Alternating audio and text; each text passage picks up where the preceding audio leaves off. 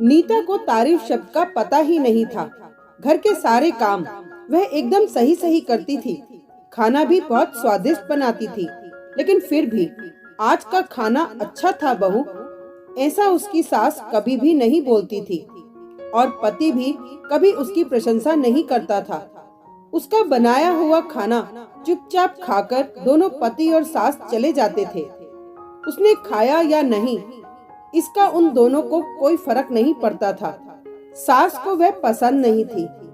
उसके हाथों से जरा सी भूल हो गई तो सास तुरंत गुस्सा करती थी। उससे भी बुरी बात यह थी कि उसके पति और उसके बीच ज्यादा बातचीत नहीं होती थी और उन्होंने यह चुप्पी बना रखी थी। वह उस पर ध्यान भी नहीं देता था। परदेश में पढ़ाई करने गया हुआ छोटा देवर मात्र समय समय पर नीता को फोन करता था। पूछता था भाभी कैसी हो। उसका फोन आने पर नीता बहुत खुश होती थी। अपना मन हल्का करने का उचित स्थान था नीता का। कुछ ही दिनों में देवर की पढ़ाई खत्म हो गई और वह घर आया। थोड़े समय के भीतर उसे एक अच्छी नौकरी भी मिल गई। नीता को बहुत खुशी हुई। नौकरी लग जाने के बाद उसकी सास अपने छोटे बेटे की शादी के लिए बातचीत करने लगी, पर देवर को एक भी लड़की पसंद नहीं आती थी। इसने ही बोला होगा उसे मना करने को। सोचकर सास नीता को ही दोष दे रही थी। नीता को चिंतित देखकर देवर ने अपनी माँ से कहा, मैं एक लड़की से बहुत प्यार करता हूँ, मैं उसी से शादी करूँगा। उसने जिद की। देवर जी, यह बात पहले ही बतानी चाहिए थी ना। नीता ने यह बात अपने पति के कान में डाली। इस बात पर उसने थोड़ी किटपिट की, लेकिन लड़की देखकर वह तैयार हो गया। सवाल बचा सास का। अपने छोटे बेटे का मन कैसे दुखाएगी वह। बाद में उनकी भी हाँ हो गई। नीता को बहुत खुशी हुई। उसे लगा एक अच्छी सहेली आ जाएगी अब, साथ देने के लिए, दिल के राज बताने के लिए।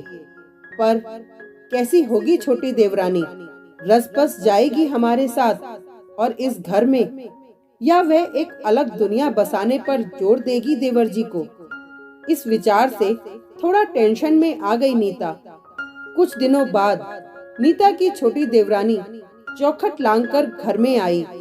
देवरानी ने घर में आते ही सारे घर की जिम्मेदारी अपने हाथों में ले ली। अब सास ने अपनी छोटी बहू की ज्यादा ही तारीफ करना शुरू कर दिया। उसे माँ जैसा प्यार करने लगी।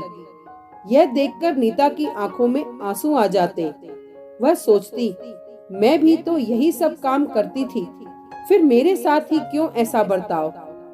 अब थोड़े दिनों बाद छोटी देवरानी पूरे घर पर राज करेगी और फिर मेरी जगह वहाँ पर कोने में होगी। अपने ही विचारों में खो गई नीता। नीता के भाव समझने पर छोटी देवरानी नीता के हाथ अपने हाथ में लेकर बोली, दीदी, मुझे सब पता है, मुझे अपनी छोटी बहन समझिए। देखना, बहुत जल्दी सब ठीक हो जाएगा। छोटी देवरानी ने पूरे घर की जिम्मेदारी तो ले ली, लेकिन कामों में कुछ ना कुछ बार बार भूल करती थी। फिर देवरानी नीता के पास जाती और मदद मांगती थी। ऐसा रोज ही होने लगा। यह देखकर सास गुस्सा हो गई। मेरे रहते हुए वह छोटी बहू बड़ी बहू को क्यों पूछती रहती है।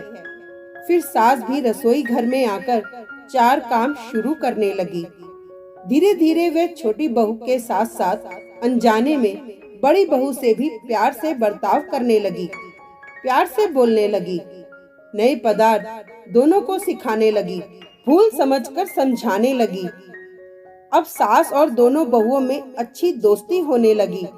इस वजह से बड़ी बहू का स्वभाव भी अच्छा होने लगा। उसके स्वभाव में खुलापन आ गया। सास भी दोनों बहुओं के साथ कभी शॉपिंग तो कभी फिल्म देखने जाने लगी। वो अपनी दोनों बहुओं को समान प्यार करने लगी थी। इस वजह से घर का माहौल हंसता खेलता हो गया। इसके अलावा अपने भाई और उसकी पत्नी की बॉन्डिंग देखकर नीता का पति भी उसके साथ अच्छा व्यवहार करने लगा। यह देखकर छोटी बहू बहुत खुश हुई। दीदी, घर पर पहले आप ही का हक था, ऐसा बोलकर छोटी बहू ने पूरे घर की जिम्मेदारी अपनी जेठानी को दे दी। साल भर में नीता के देवर का अच्छे वेतन और बड़ी पोस्ट पर ट्रांसफर किया गया। अब छोटी देवरानी भी अपने पति के साथ परदेश जाएगी और फिर मैं अकेली रह जाऊंगी। इतना ही नहीं, इतने सालों बाद सास का व्यवहार जो इतने सालों बाद बदल गया था, वह फिर से वही हो गया। तो इस विचार से नीता डर गई। देवरानी की नीता को इतनी आदत हो गई थी कि उसके बिना घर काटने को दौड़ेगा। देवरानी के आ जाने से घर का माहौल बदल गया था। वह थी ही ऐसी खुश मिजाज और ऊर्जावान, जैसा कि नाम से पता चलता है। यहाँ देवरानी की हालत भी कुछ अलग नहीं थी। उसे दुख हुआ कि यदि यहाँ रहना पड़ा तो उसे अपने पति से दूर रहना पड़ेगा। नीता के देवर के जाने की गड़बड़ और देवरानी के टेंशन में होने के कारण नीता सोच में पड़ गई। अंत में उसने देवरानी को पूछा तो देवरानी ने जवाब दिया कि दीदी, मैं सारा दिन नए स्थान पर अकेली रहूंगी, उससे अच्छा मैं यहीं रहूं। आपके देवर को बोला है मैंने, शनिवार और रविवार की छुट्टियों में आप यहाँ ही आ जाया करें। मैं भी उनके साथ जाया करूंगी बीच बीच में, थोड़ा बदलाव के लिए। उस पर वह बोलते हैं कि 6 महीनों में वापस यहाँ ही बदली कर लूंगा। अपने पति की नकल करके देवरानी बोली और छोटी देवरानी भी हंसने लगी।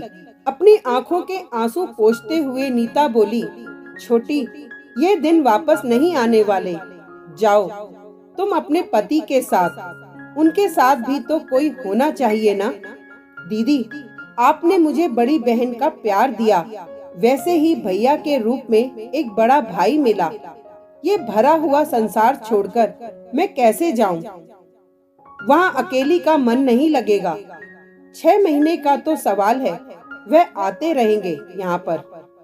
यह सुनकर नीता ने अपनी देवरानी को खुश होकर गले लगाया। तभी देवरानी नीता को बोली, अपने पति के साथ एक अलग जीवन बनाने में समय नहीं लगता। अपनों में रहकर पति की प्रतीक्षा का आनंद आता है।